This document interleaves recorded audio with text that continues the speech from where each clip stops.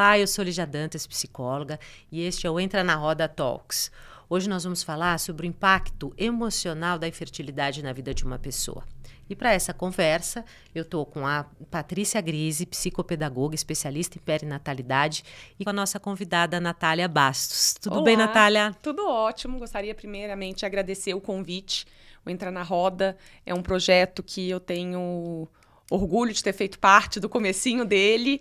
E agora com o Entra na Roda Talks também. Agradeço o convite e me apresento então. Sou Natália Bastos, advogada, mãe de 3, graças à FIV, graças à medicina. E depois de passar por diversas tentativas, eu criei o Instagram N Tentativas para compartilhar um pouco da caminhada, que a gente sabe que é tão difícil, que é tão complicado e que todo mundo se sente tão sozinho. Então, o meu Instagram veio para ajudar nisso. Hoje eu dou consultorias e o Entrar na Roda também veio para ajudar essas mulheres que não só estão na fase de tentativas, mas depois também. Sim. Então, são projetos que eu adoro. A gente tem todo o acompanhamento depois, que a mulher, né, a pessoa engravida, e aí vai aquele puerpério. Vai a gravidez, o puerpério, a gente faz todo esse acompanhamento também, que é super importante fazer o ciclo completo, né? Além disso, a gente organiza conversas e workshops a respeito de todas as transições da vida moderna. Então, nós somos um grupo de apoio, uma plataforma de conteúdos. Então, assina nosso canal para que você tenha acesso a tudo isso que a gente está fazendo para vocês. Natália, vamos lá. Eu acho que a primeira coisa que a gente assusta quando a gente vai no médico e fala, olha, existe um problema aí, uma infertilidade, né? Como é que foi para você receber esse diagnóstico? Como é que você lidou com isso? E já foi dificílimo, porque a gente imagina a vida toda que o ciclo natural da vida é você nascer, casar, procriar, né? Depois envelhecer e morrer. Então, quando falta a questão de reproduzir, que você não consegue, é um baque muito grande, porque hoje em dia acho que se fala um pouco mais, apesar de ser ainda super tabu. Antigamente não se falava nada. Eu imagino. Né, sobre o assunto. A gente não achava que aconteceria com a gente. A gente aprende sempre como evitar uma gravidez. Né? Inclusive, o anticoncepcional é chamado de remédio. Se você aí em casa, né, chama o anticoncepcional de remédio, por quê? Né? Quer dizer, gravidez é uma doença, né? Tem esse tabu aí, essa mistura de... Essa educação, né? Que já vem de anos. Mulher não pode engravidar, só depois do casamento, já vem uma questão toda. Então, a gravidez, você acha que é a coisa mais fácil que acontece, todo mundo engravida, e você, obviamente, também vai engravidar. Então, quando você não consegue seguir esse ciclo natural, é um baque tremendo. Eu jamais imaginei. Você acha que mexe um pouco com a questão do feminino, de se sentir mulher, se sentir menos mulher? Afinal de contas, eu tenho um útero com a vaidade, né? Talvez. Muito, muito. Eu acho que eu me senti, vejo que muitas mulheres falam a mesma coisa, a gente sente como se fosse seca, né? Assim, seca. Um solo infértil, o que é? Um solo que não dá frutos, né? É um solo que não serve para nada. E a infertilidade, né? É a palavra, né?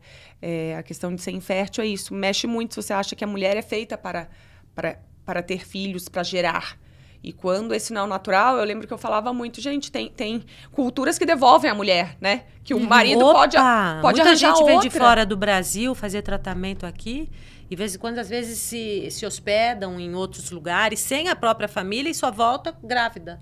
Acontece. Sim, porque tem isso, o marido pode arranjar outra, pode, né, então você fala, e a gente vê inúmeras histórias, fala, gente, a gente tem que, né, ser mãe, tem que gerar um filho. Então, mexe muito com o feminino, assim. A gente vê as mulheres todas, as propagandas todas são as mulheres maravilhosas, grávidas, aquela roupa incrível. Eu lembro que eu tinha umas roupas que ficavam horríveis. Eu falava, não, quando eu tiver grávida, essa roupa vai ficar maravilhosa em mim.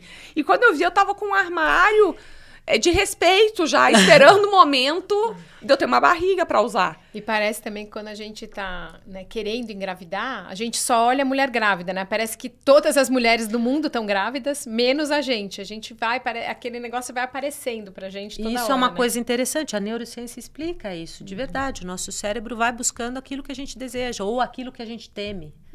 Então, a gente liga ali alguns fios para ver isso. Então, você que está tentando engravidar, não se assuste. Que bom, em vez da gente pensar, ai, nossa, só vejo grávida e ficar triste com isso, fala assim, não, isso pode acontecer comigo, esse milagre pode acontecer comigo. A gente tem que mudar um pouco. A gente mudar o mindset. Exatamente, mudar um pouco e ver, não, que bom que aconteceu com ela, porque tá chegando, né? Tá mais próximo. Tá mais próximo, mas dá inveja, hein? Vamos dizer que dá. A gente chora, chorei muito, você fica nervosa, você fica revoltada, né? Você passa por uma montanha que a gente fala tanto, né? Montanha-russa. A montanha-russa emocional que tem uma hora que você até acha que você não engravida porque, no fundo, você é má, né? Você é uma invejosa, que você chora quando o resto tá grávida. Então, no fundo, você merece. Você não é... Você não seria uma boa mãe. Então, é por isso que Deus tá falando que você não é. A gente escuta muito isso. Eu pensei isso também. E a gente vê depois, por isso que eu acho que é tão importante essas rodas de conversa, juntar as mulheres, os casais, né? Os casais. Os homens estão cada vez mais participativos também, né?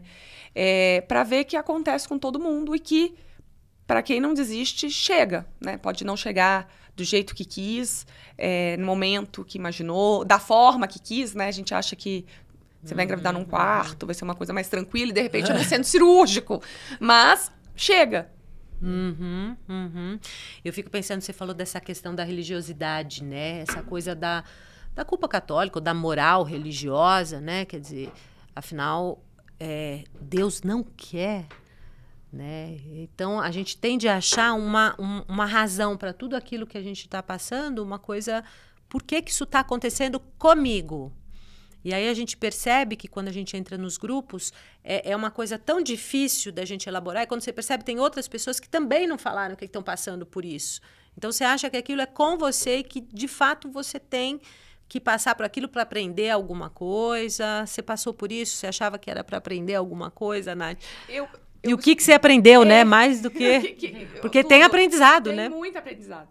Eu lembro que eu falava assim, que quando eu falava, as pessoas queriam falar uma palavra de carinho, falar alguma coisa, falavam, não, Deus dá as batalhas para os seus maiores guerreiros. Eu falava, gente, mas tem até um meme que fala, estão me confundindo com Rambo, eu não quero ser guerreira, eu não quero ser nada disso, eu só quero ter um filho, né? Eu só quero gerar, eu só quero ter um filho. Depois tem a questão que a gente, mais pra frente, pode até falar, essa questão do gerar também, que já foi uma coisa que eu também já tinha até, né? Tá bom, vai ser barriga de aluguel, vão ser outras formas, eu quero ter um filho.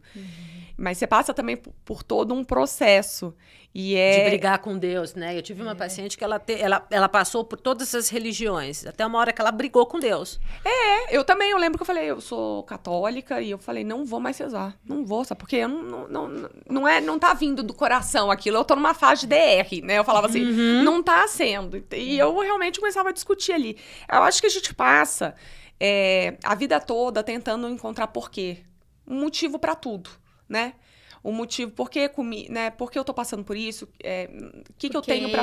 Porque eu, né? Tem uma pessoa que falou pra mim, não, porque eu tenho certeza que na sua vida passada você fez alguma coisa de mal pra... Né? Então, sempre tentam buscar. E na época eu não conseguia enxergar o motivo. E hoje, depois, a minha filha mais velha já tem 6 anos, então, assim, foram 7 tentativas, então já estou nessa caminhada e falando com mulheres sobre isso há muitos anos, né? Mais de 12 anos falando sobre isso. Eu vejo que cada um tem um caminho. E eu tinha que passar por esse caminho, né? Eu tinha que passar para ter a filha que eu tenho, para ter depois os gêmeos que eu tenho, né? Eu tenho um casal de gêmeos de 3 anos, e tinham que ser eles. E depois, a infertilidade me trouxe tantas coisas que eu vejo, tantas coisas boas depois que passa, traz uma maturidade maior para entender o outro, né? Porque a gente tem muito costume de julgar, né, o caminho do outro. Você pensa, não, mas aconteceu isso mais comigo, foi desse jeito. E entender que cada um tem ali e não é...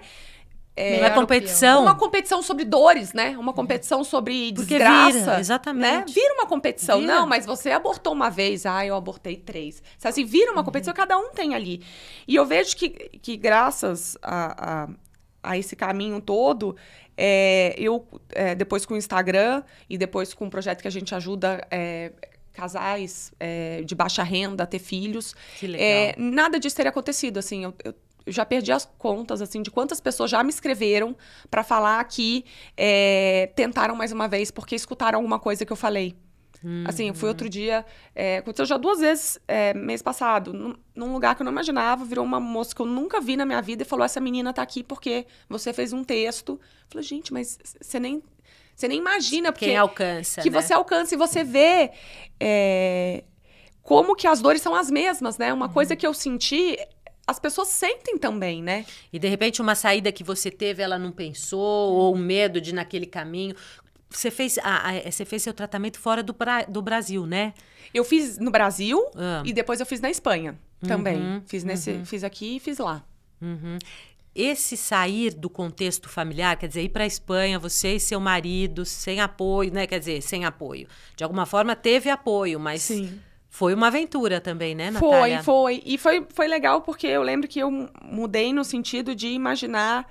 Vamos fazer uma viagem e aproveitar para fazer isso, né? Tirar um pouco do peso, porque é cheio de... Né? Tirar o peso. Fora. Tirar essa questão, data, horário, injeção, você não pode viajar, você não pode fazer nada, porque você tem que tomar injeção tal hora. E tirar um pouco desse peso. É muito difícil, né? Tanto que a gente vê quantas pessoas sofrem. Mas quando a gente fala... Quando a gente participa de rodas de conversa sobre isso, quando a gente fala com outras mulheres, quando a gente lê, a gente vê que todo mundo tá com o mesmo medo, né?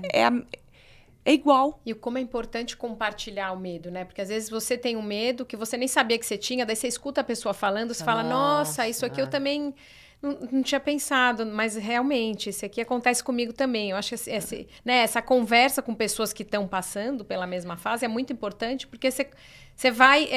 trocando, compartilhando essa dor, esse momento, né? E quanto é importante isso. E fortalece, né? Fortalece muito, porque você, compartilhar, une, né? E você vê, não, se ela conseguiu, eu também vou conseguir, né? E abre também para novas ideias, você tira um pouco daquele peso, daquele fardo de ser sozinha, de você não poder contar para ninguém. Fica mais leve Isso, né? Que você falou de sozinha. A gente sempre acaba pensando na mulher que está fazendo o tratamento e tudo. E muitas vezes esquece do marido, né? Ou do companheiro, alguma... A gente, assim... Como que foi para você? Como que, né? Que seu marido como é que foi esse balanço, isso, né? Como que... Ele foi, assim, um super companheiro. O Gaspar, ele é... Eu sempre falo que ele é de uma fé inabalável. Então, quando eu fraquejei, ele sempre foi... sereno, assim, ele não tinha dúvidas que o melhor aconteceria, independente se ter filho ou não. Assim, para ele, isso era... não era tão... Ele queria ver nós dois bem. Ele falava, o filho vai vir para agregar, mas tudo bem também se não tiver, tá tudo certo. A gente já é uma família. Então, isso também me deu muita força, entender que a gente não estava construindo uma família. A gente já era uma família. Já era uma família. E eu lembro que ele me escreveu isso, e é uma coisa que fez total diferença se ter esse apoio, que eu sabia que a gente estava juntos, né? Então, se eu falasse, chega, porque a questão era... A gente sabe que 50% é masculina, fator masculino, 50% feminino. No nosso caso, era 100% eu. A gente iria até onde eu aguentasse. Então, isso dá uma força, é isso, né? Você tocou no assunto... Até quando tentar? Isso também é uma pergunta que devem te fazer bastante, direto, né? Afinal, o perfil é N tentativas. Existe uma resposta para esse N, Nath? Antes eu falava que não, né? Que não tinha. Mas hoje eu vejo que é quando o coração fica em paz. Se vai ser em uma tentativa, você vai falar, aqui, não vou aqui. Mais. Pra mim deu, tá tudo certo, né? A gente vai mudando durante o que a gente achava que não ia viver sem, você vê, poxa, já vivi... Já fui até aqui, vou mais um pouco. Então, não, vou ser feliz desse jeito. Vou ser feliz apesar de ter essa dor. Porque também tem isso, né? A gente acha também que depois de ter filho, pronto, passou, né? Passou e vem outras questões. Vem depois a gravidez, que às vezes é dificílima. O puerpério pesado também, porque a gente... imagina, né, Paty? Tantas coisas e coloca tanta Idealização, né? Ideias exatamente e fantasias o que vai ser aquela criança. De repente a criança é uma outra pessoa, né? É de uma repente outra não pessoa. é. De repente não. Sei. Só que isso a gente não sabe, né? A gente acha que vai ser aquela coisinha que, né? E Você acha que você ficou super protetora depois de ter passado pelo tratamento? Não fiquei super protetora. Minhas amigas até brincam que parece que eu já era mãe de alguns antes, mas é que eu tenho muitas amigas próximas que já tinham. Mas eu lembro que na Valência, quando eu chorava, assim, aquelas coisas, eu falava, gente, era isso mesmo que eu queria? Tantos anos pra isso. Tantos anos, Tantos é isso daqui. anos eu tô aqui na madrugada é tanta sem fralda sem dormir, essa confusão. Então, assim, você entra também numa...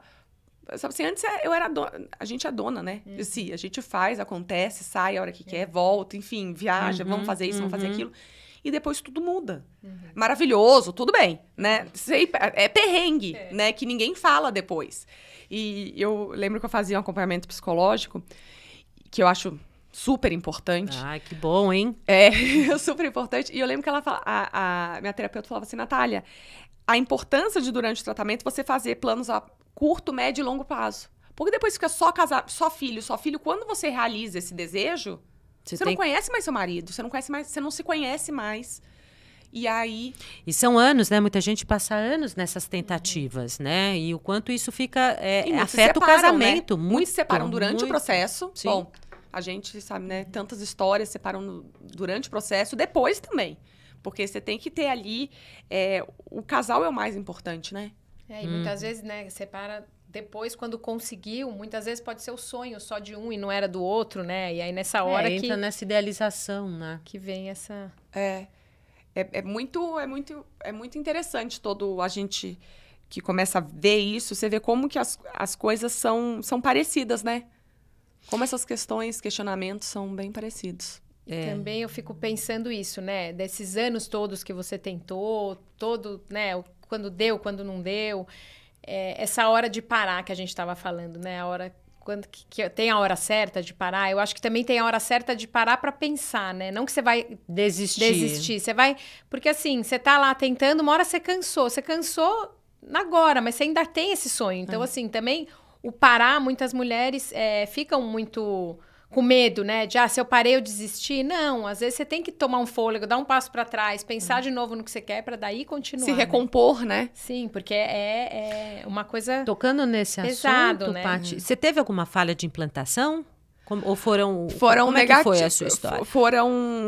Aqui no Brasil foram 4 negativos. Depois, quando eu fui para Espanha, tive um aborto no comecinho. Foi meu primeiro positivo, eu tive um aborto. E depois, mais 2 negativos, aí veio a Valência. A Valência veio na 8ª transferência. Então, tem toda a expectativa. Mas eram embriões viáveis, então... tudo certo. Eles então, esse negativo que você está falando, provavelmente é que não implantou.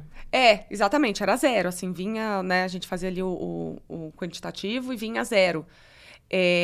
Você passa pela expectativa depois, porque a gente também sempre pensa, a gente escuta muito falar, né? Vocês devem também escutar bastante. Não, depois eu vou congelar. Vou congelar os que... E depois eu engravido. Aumentam as chances, mas também não quer dizer. Então, as pessoas também acham que a FIV é 100% de sucesso. É garantido. E não é, né? Então, isso também é um outro processo. Eu lembro que hoje vendo, assim, falando sobre a questão, você vê como que a gente chega crua no assunto.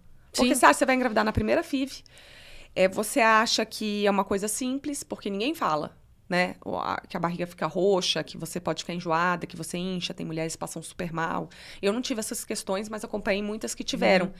E a gente chega muito cru. Eu lembro que eu nunca tinha me dado uma injeção, né? Nunca tinha passado por isso. E aí me deram um kit, agora você tem que começar a se aplicar. Agora é com você. E eu lembro que a primeira vez eu lembro perfeito, eu chegando na clínica assim, vocês aplicam? Porque eu não vou me aplicar. Eu não tenho condição de me aplicar na barriga uma injeção. E não, aplicamos. Eu lembro perfeito, eu chegando naquela sala sem saber, a enfermeira me aplicando.